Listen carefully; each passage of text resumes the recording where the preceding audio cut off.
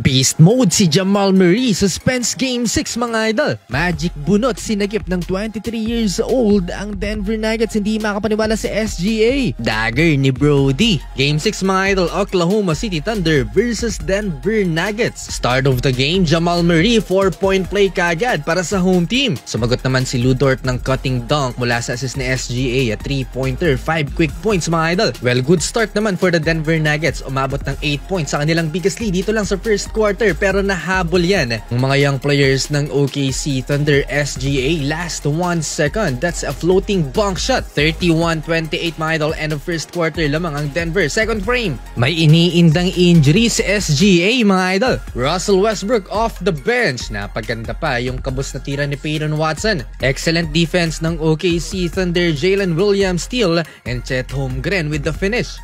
Holmgren in transition, flies in there. 8-minute mark, tie game at 37. Chet Holmgren from the free throw line mga idol. Tingnan nyo yung gather step na yun. Napakalayong layup. Nakalamang na rin ng OKC Thunder mga idol halfway ng second frame.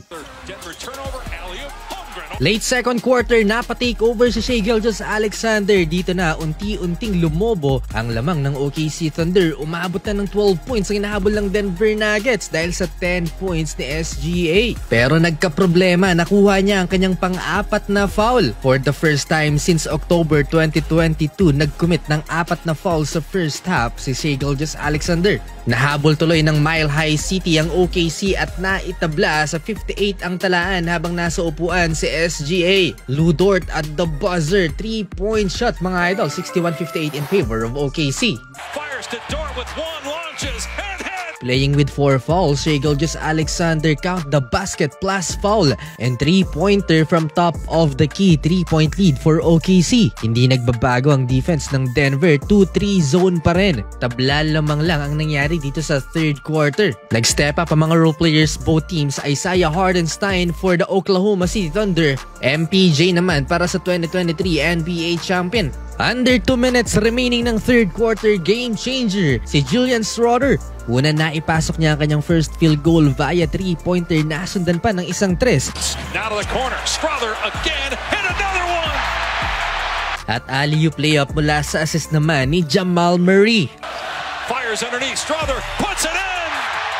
Nakapag-draw pa ng foul sa SGA 1 segundo bago matapos ang third frame. That's 2 free throws. Going into fourth quarter, hawak ng Denver ang momentum 90-82. Impressive game for Jamal Murray to start the fourth quarter. 3-point basket, 25 points and counting mga idol.